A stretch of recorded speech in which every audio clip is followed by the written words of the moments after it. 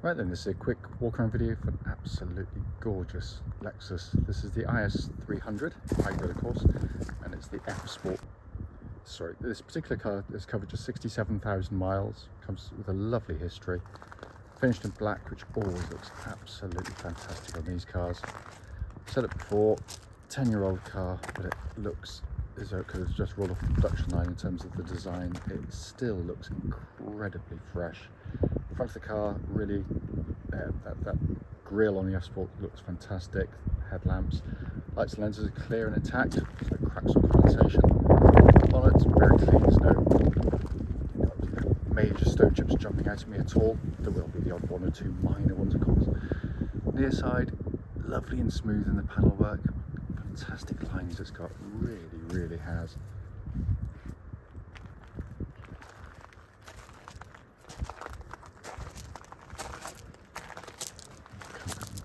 Back again, it's just all the design, all the angles. And if I followed a BMW 2 or 3 series, now the lights on the back, they looks like they've copied Lexus. Back end again, nice and clean. Offside the car, beautifully smooth. And the panels there, no car parking dings or indentations that are jumping out at me at all.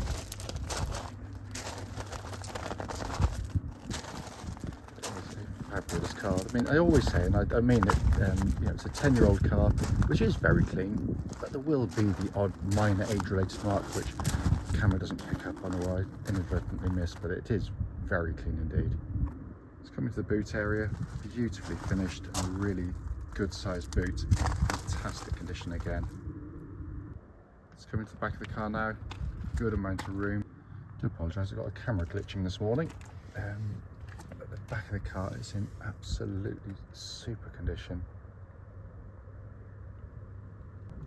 The front and passenger side, again, all lovely and clean. Electrically adjusted seats on this variant, spec I should say. But it is stunning in there. So coming to the front finally, driver's door card lovely and clean, likewise footwell areas. Driver's seats in very good condition. Only you can just see a little leather patch on the side there. Very common on these actually. Where you slide in and out, they can scuff a bit, but whoever had the car previously has attended to that rather nicely. Finally inside the car, back in the warm fortunately. And what an absolutely stunning interior this is. Really is absolutely fantastic. You can see there, sat nav working exactly as it should. Pardon me, and on this version again, this one's been fitted with the rear parking camera option. Coming down the centre, again, absolutely fantastic design, it really is. Heated seats again fitted to this car. If we come up here, you got the dash binnacle, what a stunning dash design that is. It's no warning lights at all, of course, on the car, but this one has been cherished, I have to say. Finally, just to show you, owner's manual, pack and lock wheel nut key, all here and present with the car. Right then, this is a quick road test video, and this is for a Lexus IS300 hybrid, and it's the F Sport model.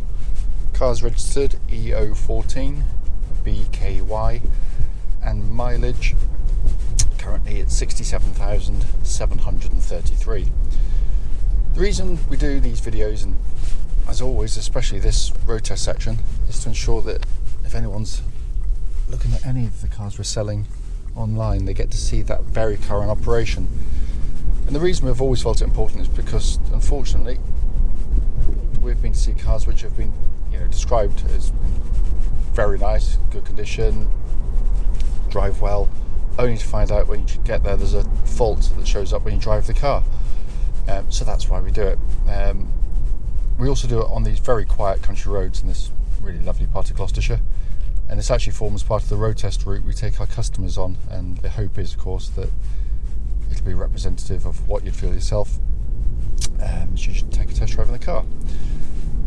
So coming to the car itself, been very well looked after, as you'd expect.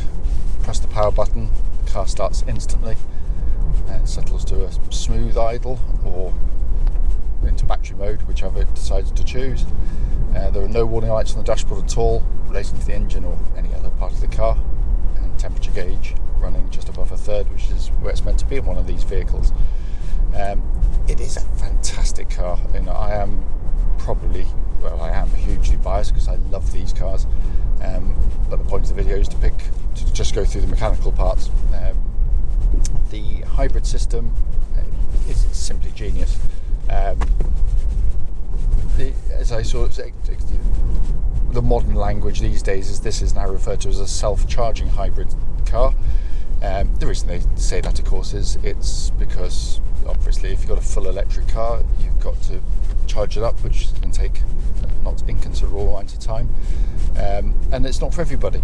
It will be at some point, we know that, but for now, and for the last 15, 20, whatever years, Lexus has been doing a fantastic job doing this. So you would drive, own and run the car like any normal petrol vehicle. You're going to get low on fuel, you're going to stand at a pump for about 2 minutes, fill it to the brim, and off you go, rather smugly.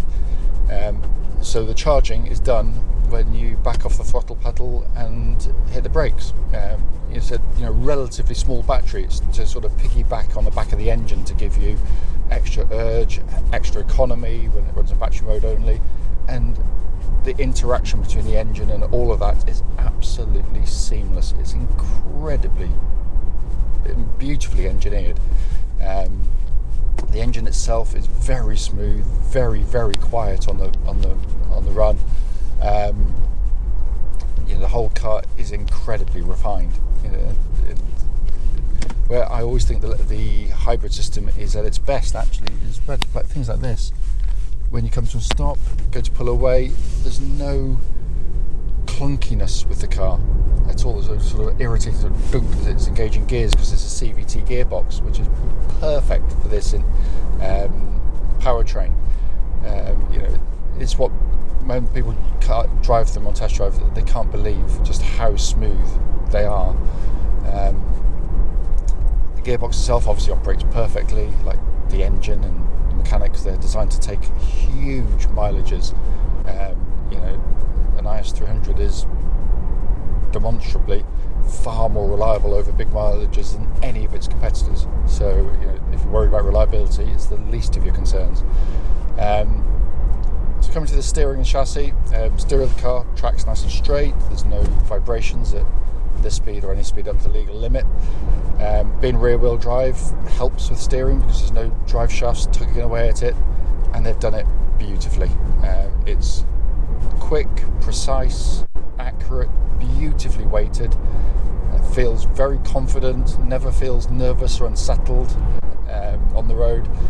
It's really nicely done. The chassis itself allows for, it is a sporty version, so they've got to go for a compromise between a soft squidgy ride and something firmer, as this one is. Still very comfortable, mind you, but to allow cornering accuracy, precision, handling balance, which it does superbly. And that's a really hard thing to achieve, because you can go to two extremes, really. The competitors, look at the one in front, Mercedes, Audi, I've always said tend to go for kind of the softer approach, so they're not truly sporty, and they can feel just they look sporty but they don't really drive it, but they're nice in their own right. Then you go to the other extreme, which is some of the sort of more hardcore BMW stuff, which again I love, by the way, but it's more unyielding all of the time. So whereas this, particularly on motorways, A roads, dual carriageways, glides beautifully. The BMW always feels sort of unsettled and hard, but it's only 5% better at the extremes that this is. So this is why I think these hit a really sweet spot, and they're different, which is what I like about them most. There is no knocks, clonks, rattles from underneath the vehicles, all very, very tight and taut. So finally coming to the interior of the car, which, like the exterior, I think some of its competitors have become so hung up on their own identities, they become quite dull, especially when you look at the overall package, the look on the outside and inside. Sitting in this, first and foremost, beautifully put together. A fantastically made car, Lexus are. Lovely materials, but you know, the dash works brilliantly. So if you want to use something, look at something, press something, it's really well done. High up sat nav system working really nicely. Down below that you've got a dual zone climate control system, so you can have different temperatures side to side if you so wish. I've always said like this with its younger brother, the little CT200.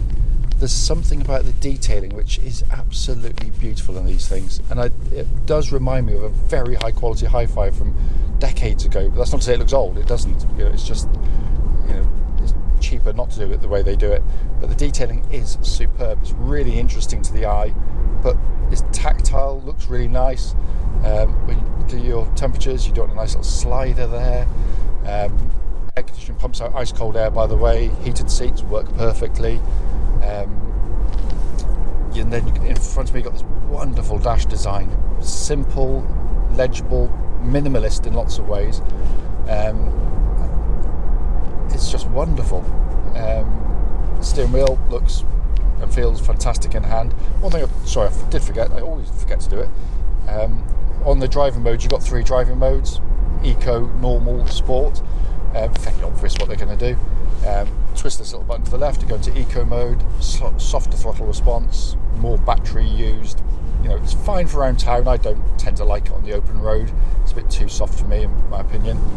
Press a button down, and where it defaults to where it normally starts is Normal mode. So obviously a halfway house between those two, which in all honesty, I'll probably spend 99% of my driving. Very occasionally I might twist it to the right for Sport mode, and there is a discernible difference in the throttle responses, pick up and go, but they're all there. They're all, you know, they're all relevant actually, which is rather nice. I can't fault it. Drives absolutely beautifully.